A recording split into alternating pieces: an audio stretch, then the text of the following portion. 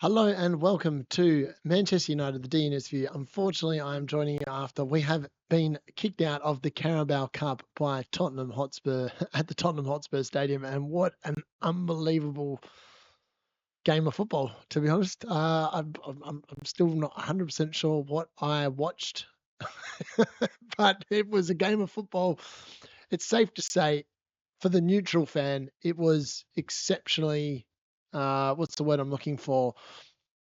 Entertaining, amusing, embarrassing in terms of some of the defense we saw on display. It was I actually don't know the best way to describe it, other than the fact that teams that were out there had just decided that defending and the expertise in terms of not giving your manager a heart attack just pretty much went out the window.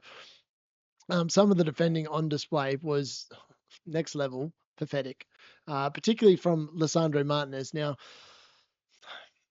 he just hasn't been quite the same since he had those two metatarsal injuries, and I'm not actually too sure what he was doing in this game. Is the honest answer, and I don't actually know what Binder was doing in this game either. Now, look, we will talk about the fact that potentially the fourth goal that Tottenham got, which pretty much did ice the game, because at that point it was 3-2, and every time United went forward, it looked like potentially we could get the third goal to draw the game. But yeah, alas, it was just also kind of summed it up. Lisandro Martinez hurries up Hong Chung-Myung son for Tottenham, to the captain, to go and take the corner. He goes over there, takes the corner. It literally goes in direct off the corner. Binder is sitting there on the line, fails to get a punch on it. He was, in fairness, his other hand was sort of impeded a little bit by I think it was Dragut. I'm not too sure what the Dragaville or, but some bloke I'd never even heard of, that apparently is from Sweden and plays for Tottenham. It's the first time I've ever seen him play. But yeah, he came out and he just sort of, I think if VAR was there, he might have actually, the goal, well, I don't know. It's hard to tell with VAR. They never give us decisions anyway. But in reality, I think that the goalkeeper was impeded. But I still think that he should have been able to get a punch on the ball. Like, his other hand was free, and he somehow failed to make any contact, and it's just gone straight into the net, and that was pretty much curtains. Somehow, then we did get a third goal to make it 4-3. Unfortunately, by then we only had 2 minutes of injury time left, which made it all a little bit difficult. But tell you what, Tottenham almost imploded, and I did say that 3-0 down. We didn't. Unfortunately, I think we realise now that there is a significant drop off in the team and the quality of it when Ahmad isn't starting. It's hard to believe that, because under Eric Ten Hag, Ahmad never really got a look in. But it's safe to say that he is definitely a player moving forward that just he has to be in the first choice 11.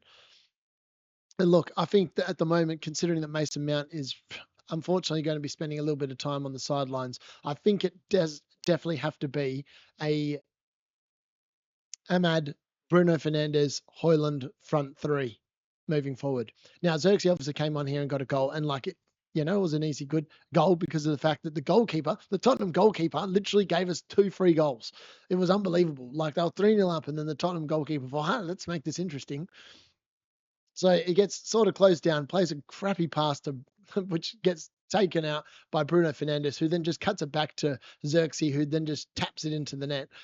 And then the second goal, the goalkeeper's just divering. Ahmad comes along, puts a slide in as he's clearing it, and he kicks it straight into Ahmad's leg, and it goes into the goal. Like, he couldn't make this up even if he tried. So look, that's just unfortunately the way the cookie crumbles in terms of if you're a Tottenham defender. But it's safe to say that Tottenham were pretty much as bang average as us. In fact, if anything, the stats actually say that we probably should have won the game.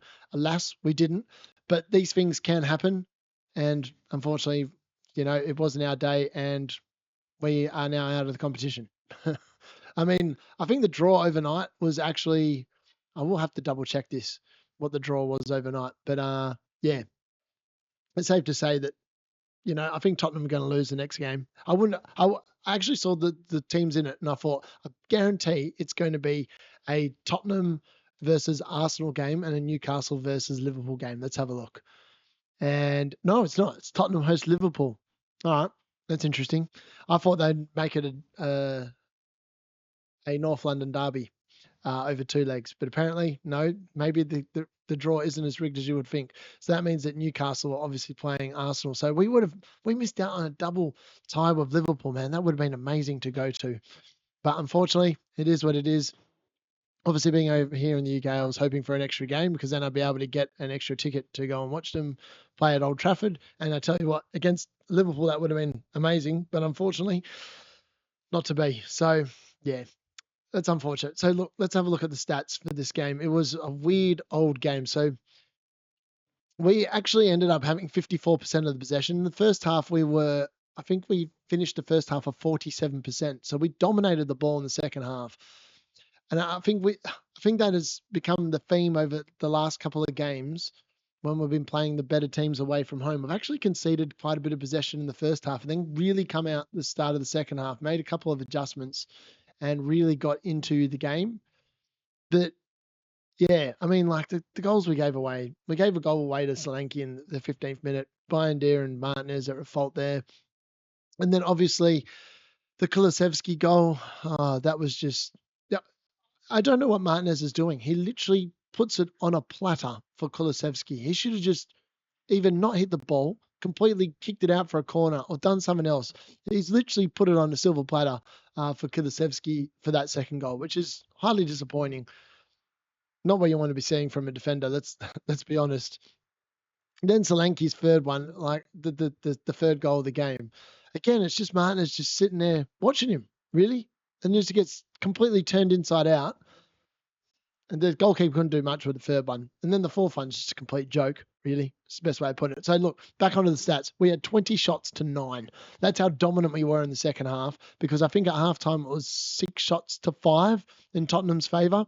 And Tottenham only had 3 shots in the second half, and all 3 shots went in for a goal. Like, it's just ridiculous. Whereas we finished the first half with 5 shots, ended up with 20. So we absolutely battered them in the second half. We made 481 passes to 423, and 400 of ours made the target, 343 for Tottenham. So our passing accuracy is getting significantly better. Spurs won more tackles than us, and they also won more aerial duels than us. 15-10 for the tackles and 10-7 for the aerial duels. Now, obviously, as is custom, with Ruben Amorim's team selection, we made a bunch of changes to the starting 11 yet again. So this time, Matthias de Ligt, Andre Onana, who else dropped out? I'm just trying to think who started the game against City. Amad Diallo obviously dropped out. I don't think Casemiro started against City. No, he did. So he dropped out. Oh, no, he didn't. I'm not sure. Maguire dropped out as well. So yeah, there was quite a few bit of change in team selection. So the starting lineup was Lenny Ori came back in right centre back. I actually thought he played pretty well. He made a couple of really nice interceptions in terms of when Tottenham looked like they were threatening. He just seemed to read the play really well. I actually thought he had a pretty good game, to be fair, and he played the full 90 here, which is really good for his development of his confidence in the team and also his fitness moving forward. Lindelof started here. He actually was playing quite well, but he unfortunately went off injured, and I think Ruben Amorim's provided a bit of an update on that kind of an injury, but Johnny Evans came on for him. Johnny Evans actually scored the third goal for us, an absolute fantastic header, and he actually played pretty well. It was just Martinez. He was definitely the weak link out there, left centre back. I mean, I think if Luke Shaw was actually fit, he'd probably start there instead of him, because Martinez has just looked a bit bang off the pace so far this season. He definitely, yeah. I'd actually like to see Anthony start as a right wing back, and then maybe Mazraoui at left centre back, and then leave Dallo on the left. That way you've got a bit more of attacking, because it has felt the last 2 games that when we've had Mazraoui at right wing back and Dallo at left wing back, that we've been a little bit too defensive. And I think moving forward, we probably need to look at that combination and probably get more of an attack-minded player in one of those 2 positions moving forward. Eriksen actually came back into the lineup here. He came off in the 56th minute for Manu. He actually he looked all right. He had a couple of nearly moments, but yeah.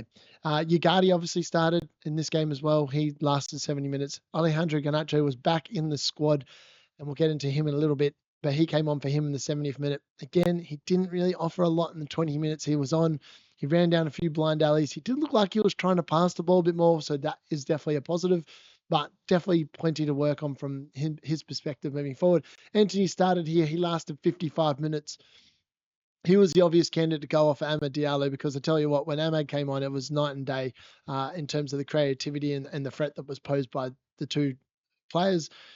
Anthony just doesn't have the same level of threat as an Amad does in that particular position. Bruno Fernandes played the full 90 here, and he was unlucky not to have anything other than just one assist. And then Rasmus Højlund started. He didn't really offer a hell of a lot last night. His hold-up play in the first half and running into the right positions wasn't quite there. And I know it's hard with him because like sometimes I feel like against the big teams, he sort of goes a little bit missing. He does seem to do better against the weaker opposition. Xerxes obviously came on for him in the 56th minute and obviously grabbed himself a goal. So that's good that Xerxes is actually starting to get some goals. And he obviously talked to the press after the game as well. But look, it was a disappointing night. The fact that Tottenham can't defend, as we just saw, they conceded 3 goals and just looked poor. The only problem was that we just one-upped them. Our defensive ability in this game was just poor. This is the best way of putting it. So let's dive into some of the things that resulted from this game. So Ruben Amorim talked about Victor Lindelof's issue and said that, let's have a look. I think he has something we have to assess to see specifically what he has, but it's tough to lose a player. That's pretty much all he said. They work really hard. They want to return. But like I said, the same thing with Luke Shaw, Mason Mount, and Vic. They had injuries. They don't have space to train. Just preparing games is not perfect. So we'll try to do it again all together to have the full squad because with this schedule, we need the full squad. That's all we had to say on Victor Lindelof. Not much of an update there in terms of anything concrete in regards to that. Xerxes talked about having pride at coming back. This is what he had to say on the disappointment. Losing is never fun, especially when you know it's another cup you could potentially win. So it's disappointing, but I think we showed great spirit as well, he said. We just kept fighting, and I think we can be proud of ourselves for the fact that we never stopped. The substitute then went on to describe the impact his goal had on the game. I think it was good timing, right in front of the fans as well. 7 minutes later, Amad closed down Forster and reaped the rewards to reduce the risk further. That's just what we tried today when we came on, just bringing good energy onto the pitch. And yes, sadly, we just couldn't change it around. And yeah, unfortunately, I think we probably would have done it if we hadn't conceded that 4th goal moving forward. So it is just one of those things, and it is just unfortunate, really. Best way of describing it. And this is what Ruben Amorim himself had to say in terms of what he saw, what he liked in the game. So he liked the fight. We showed that in the past games. Also, when we're losing in difficult moments, we disconnect in the beginning of the second half. It was a tough moment for us, like 10 minutes. And then when we return, I think we did a good job. I think if you look at all the game, I think we were the best team, but they Spurs were more clinical. We lose the game, but the fight from the lads was really important for me. And I think that was really noticeable, particularly in the second half. They never dropped the bundle, even at 3-0 down, and they kept coming back and realistically probably deserved a bit more out of the game than what they ended up getting. He talked about good control in the first half. And yeah, I think the problem is when they have good control, they don't really create a hell of a lot of chances. And that was definitely evident in the first half. So yeah, that was unfortunate. Taking advantage of the high line. So it's obvious Spurs always play the same exact way, which is why I knew there was going to be goals in this game for us. And unfortunately, we didn't quite take the majority. What's the word I'm looking for? We didn't seize on all these opportunities that were there, particularly in the second half. There were a few moments where we were at 3-2, and I thought that we were likely to get a third, but just the final ball or the final shot selection just wasn't quite there. And yeah, I think, yeah, he just then sort of talked about, move on. Let's look at the next game. And yeah, obviously the disconnect at the start of the second half was disappointing. He actually talked on that. So to start and they score a goal, and then in these types of games, we need to have long possession in the next possession. Then we started losing the ball again. We started doing bad passes in the build-up when the team was open, so we were a little bit nervous in that moment. But then we managed to recover. It's not easy, but it was not enough. and then what he learned on the performance. I think I will think about that tomorrow. Tonight, I don't feel nothing. There is nothing I can say to you. Tomorrow, I'll have a lot of things because I saw the game. Tonight, we lost, and we have to take a night to think, and then tomorrow, we'll have a lot of good things from this game. And then he talked about the fact, and then he was asked about Marcus Rashford as well. Tomorrow we have training. He will be there preparing for next game. He is a United player. Everyone has a future at Man United now. Obviously, Alejandro Garnacho was present in the squad for the Tottenham game. He obviously came off the bench for that 20 minutes. Didn't offer a hell of a lot, but at least it looks like he has heeded the manager's warning and has probably got to work in training and obviously was welcomed back into the squad. Now, Marcus Rashford did not travel with the Manchester United squad and was not available for this game. And probably because of comments he made earlier in the week about seeking a new challenge. And Ruben Amorim just basically came out and said, there is a new challenge to be had here. And this is the position Man United are in. And the challenge is to get them back up to where they belong. So it really is in Marcus Rashford's court. But it does look like moving forward that he is probably not going to be part of the team. And yeah. So, yeah. And then Amron actually talked about something. Oh, I'm just reading here. Oh, and then he was asked about whether he insisted it was right to drop Marcus Rashford for the Manchester United squad despite going out of the Carabao Cup.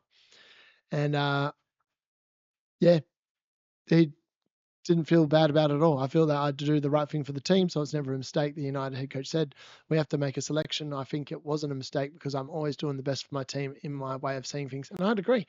If he's not pulling his weight at training, he's not putting it in for the team, then I think realistically, he shouldn't be in the team. So I think all power to him. It's basically sending a message that if you are not going to be working for the club, then you will be shipped out and see you later. So I don't think that's the worst thing in the world. And I think moving forward, that's definitely something that needs to continue to be the case. Obviously, we've got Bournemouth at home on Sunday. I would expect that Amad Diallo will probably come in from the start back into one of the number 10 positions. I still think we need, I'm not sure. I don't know if Garnacho comes in.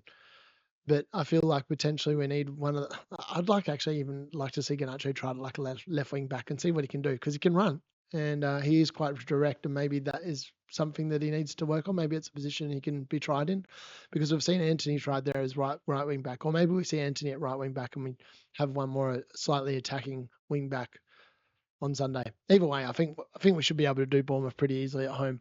We definitely look like we're developing styles of play. Again, we could see that quite evident in terms of the way that we were moving forward. Ugarte actually put a pretty damn good shift in as well last night. And hopefully Lenior and that can start steadying up the defence moving forward. Because, yeah, ideally that's essentially what we need. All right, that's been Manchester United, the DNS View. Thanks for watching. Make sure you drop a like and press the subscribe if you're new. And I will join you outside Old Trafford on Sunday for a quick preview there in a short, and I'll be at the game myself, which will be exciting, and I'll do a review of that and my experience on Monday afternoon. All right, something to look forward to. I'll see you on the other side of Bournemouth.